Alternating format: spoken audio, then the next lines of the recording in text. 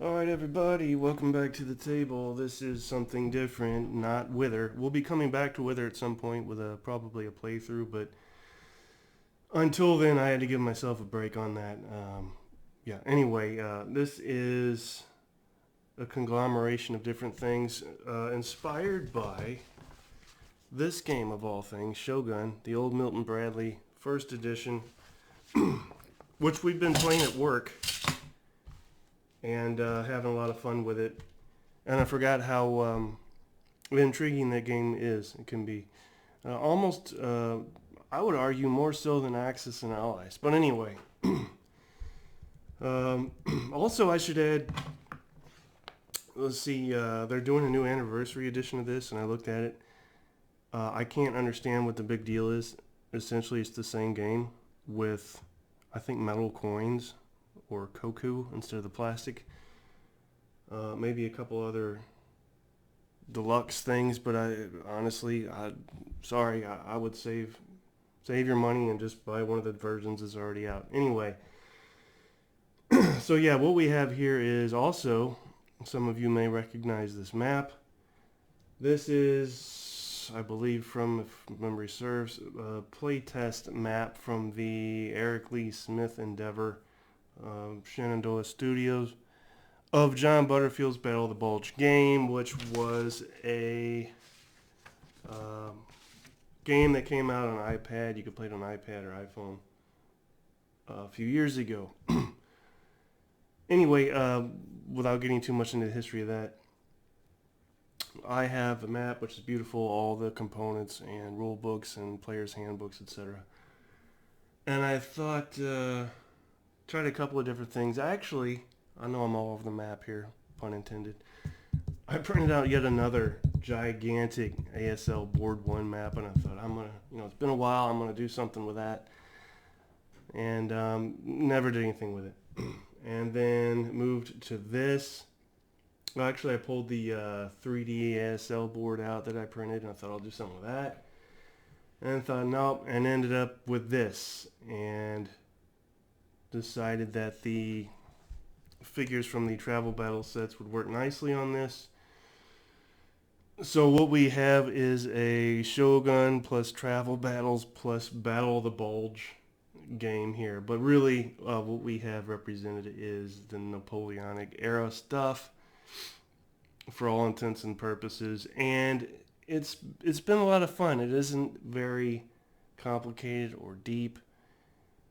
What I did was I randomly distributed evenly between two sides the territories such that each side have, I think there's 61 total territories here. And so I did 30 for each and then left one territory open and did it that way to seed, if you will, the territories. I think we placed one infantry per territory based on ownership. Then we reinforced. Each side got 12 additional infantries that could be placed anywhere to beef up things. Then you have your armies for each side. I decided that there would be 4 armies per side. I started out with 3, and I thought that's not enough. And I decided 4 was the number. That may be too much. We'll see. And then you seed each army. So you can have, starting out, each side will have the same number of troops. That is to say infantry, cavalry, artillery. And then later on, you can purchase things that will allow you to diversify and add as you go. The other cool thing that I had forgotten about that is also implemented here from the game Shogun is the experience that can go up for each army leader if they win battles. And you need to win 3 battles before you can notch a leader up 1, which would bring it to 2. And the 2 would represent being able to conduct 2 battles instead of 1. It also enhances movement, and there may be 1 or 2 other things I'm forgetting. But I really like that. And that has also, because of where I'm at these days with D&D and role-playing and all that, it's kind of like I don't know, a character that's leveling up or experience points. So that just kind of jived right in my mind. Um, Combat is very simple. I'm using, now in the game Shogun they use 12-sided dice. I'm using 10-sided dice and I bumped everything down. So infantry hit on a 1, 2, or 3. Artillery on a, well, I have it written down, 1, 2, 3, or 4. No, artillery 5 or less, cavalry 4 or less, infantry 4 or less. Now you might say, what's the point of having cavalry or infantry if they both hit on 4 or less? Well, you need to purchase units, and cavalry are more expensive than infantry, so I guess there's that. That doesn't really solve anything that I just tried to say. Anyway, I'll work on that. Guard infantry is in here. They hit on a 6 or less. So, well, there's that. And, yeah, very simple stuff. And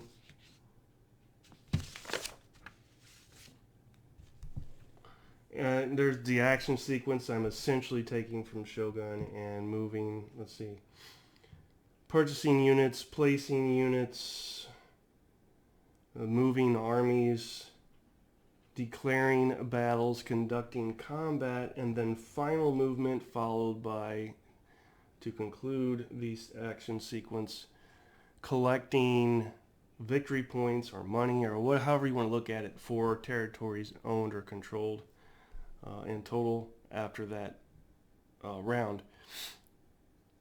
So this would be what we're looking at here, probably the 4th or 5th turn. It's been very swingy back and forth. One side looks like they've pretty much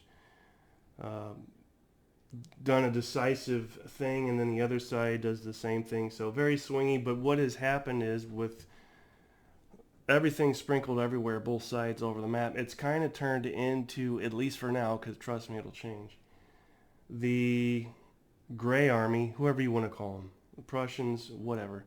Gray Army in the south, a little bit in the east, completely in the west, and a little bit in the north, with the Blue Army now consolidating or being pushed, I guess, to the central and northeastern areas. It's very interesting how that turned out. There are a couple things in the Butterfield Battle of the Bulge game that I'm aware of and may or may not use. I haven't really yet. Terrain has not really played a part in this thing by way of affecting combat, but it has been, I have been observing the rivers. So if there's not a bridge, you're not crossing the river. And that's created some interesting decisions. Also, I've taken the naval combat rules from Shogun and turned that into the bridge rules here, and essentially that means an attacking army that is attacking over a bridge, the defending units get to attack first, and there's no battle back, and whatever they get hit-wise, that's that, and then the battle starts. So there's the bridge rules in effect and the rivers. Supply is in here. If you'll notice, I have a surrounded, this is the Blue Third Army, who has nearly depleted itself attacking some gray guys last turn, and since the gray turn, he is now completely surrounded, so cut off. Thus, the red bingo chit representing being out of supply or isolated. The leaders on horses that are rampant or rising up represent each army. What else? It's been a lot of fun. It's something that I would like to develop further. Will I? I don't know. But again, it's been a nice break from what I've been doing. I kind of wondered when I would come back to this stuff, if ever. But yeah, it felt nice. It was exciting to get this thing going. I had a blast setting it up, and that's really what counts in my book.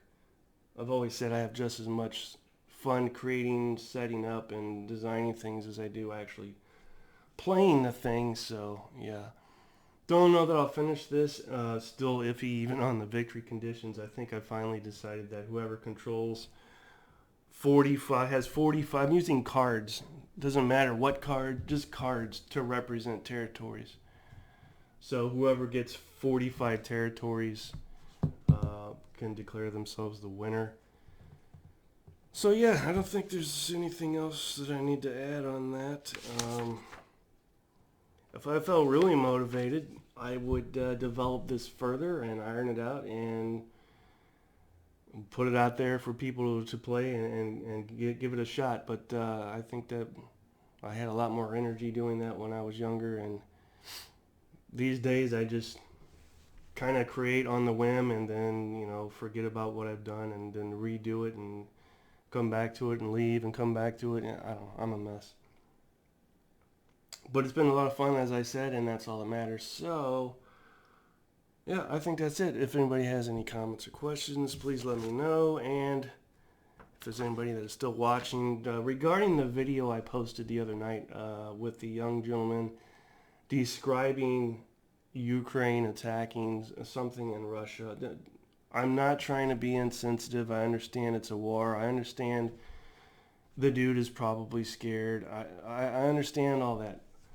But the dude's just funny looking the way he's describing this, and I can't help it. It just hit me in such a way that I thought that was the funniest thing I had seen in a long time, the way this guy described this. So I'm sorry if I seem insensitive, whatever. I just thought it was funny. I meant no harm. War is a horrible thing, and I wish the war in Ukraine would cease so nobody has to die anymore on either side. It's gone on long enough. It should have never happened, etc., etc., etc. But the dude's funny. I can't help it. He just was. So there's that. All right, guys. I'll cut you loose, and we'll talk more later.